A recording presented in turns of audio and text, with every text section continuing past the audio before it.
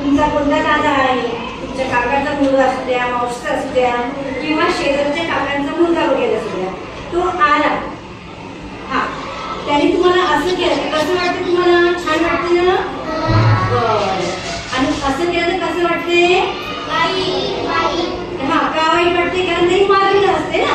आपल्याला मारण्याचा राग येतो की नाही येतो? बरं, आता आपण आज ना 2 गोष्टी शिकणार आहे. आपल्याला घरी कसं म्हणतात? गुड गर्ल, बॅड गर्ल, बरोबर ना? म्हणजे किंवा गुड बॉय, बॅड बॉय. आज बॉयज नाही, आपण गर्ल बद्दल बोलूया, ठीक आहे ना? तर चांगली गुड, खूप छान. ओके, गुड गर्ल किंवा बॅड गर्ल म्हणजे जी अभ्यास करते, मोठ्यांचं ऐकते, छान वेळेवर जेवते आणि चांगल्या चांगल्या गोष्टी करणार नाही, शिक्षकांचं ऐकणार. तुझं नाव काय होतं? कल्याणी, कल्याण करून, ठीक आहे बाळा. आता तुला इथे माझ्यावर कसं वाटते ग? कुणाची आठवण येते? डोक्यात तुझे कोण आठवते? आईचं इथे हात ठेवते का? असं नाही, पण एकदम असं तुला घसाटून स्पर्श करते का इथे? म्हणजे जर तुझ्या तुम्ही डोक्यावर हात ठेवला तर तो व्यक्ती तुझं काय करतोय? लाड करतोय. आणि सहज असं केलं तर चालतंय. म्हणजे तुला असं असं केलं तर चालेल का? असं केलं तर चालते ना, आहे की नाही? म्हणजे जर हलकच कुणी तुमच्या गालाला स्पर्श करत असेल तर काही हरकत नाही. तुमचे आई बाबा असतील तर ठीक आहे, परंतु दादा आहे, काका आहे, आपल्या ऑटोचे व्हॅनचे ड्रायव्हर आहे किंवा अजून कोणती व्यक्ती आहे, बेटा हसू नका. एक छोटी छोटी गोष्ट आपल्याला शिकायला भेटणार आहे. पप्पी घेऊन हसतो ना, ठीक आहे, आपण ते काढून टाकू त्याच्यात. ओके, ठीक आहे. असं केलं तर कसं वाटतं? छान वाटतं. इथे हात केला तर काय वाटतं? चांगलंच वाटतं, आहे ना? सेकंड, अध्ययन केला तर छान वाटते. तर हे काय झाले? आता हे झाले गुड टच, म्हणजे चांगले स्पर्श. म्हणजे ते काका किंवा दादा किंवा मामा किंवा आजोबा कुणी असो, ते जर आपल्याला असं करत असतील तर ते आपल्याला चांगला योग्य स्पर्श करत आहे. असंही केलं तरी चालते, असंही केलं तरी चालते आणि शेक हँड केलं तरी चालते.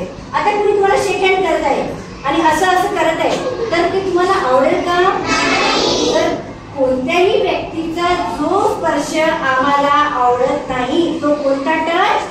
Bad touch. कोणता टच? आणि जो टच, टच म्हणजे काय? स्पर्श.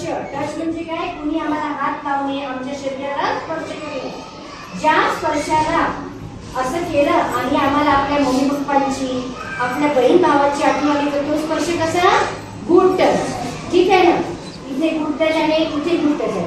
आता जर कोणी तुम्हाला इथे स्पर्श केला तर तो गुड टच आहे का? बरं.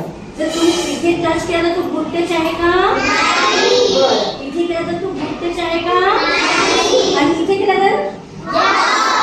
आता मी हात ठेवणार आणि तुम्ही गुड टच काय तर सांगणार.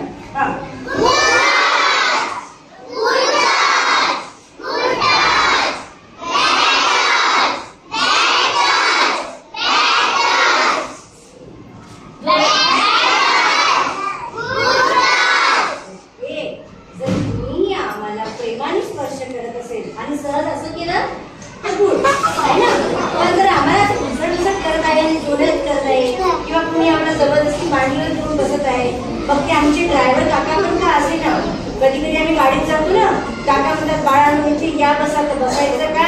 बिलकुल नाही. आपण एकटे असल्यावर कुणाचे असं जेट लोकांचं ऐकायचं का? नाही.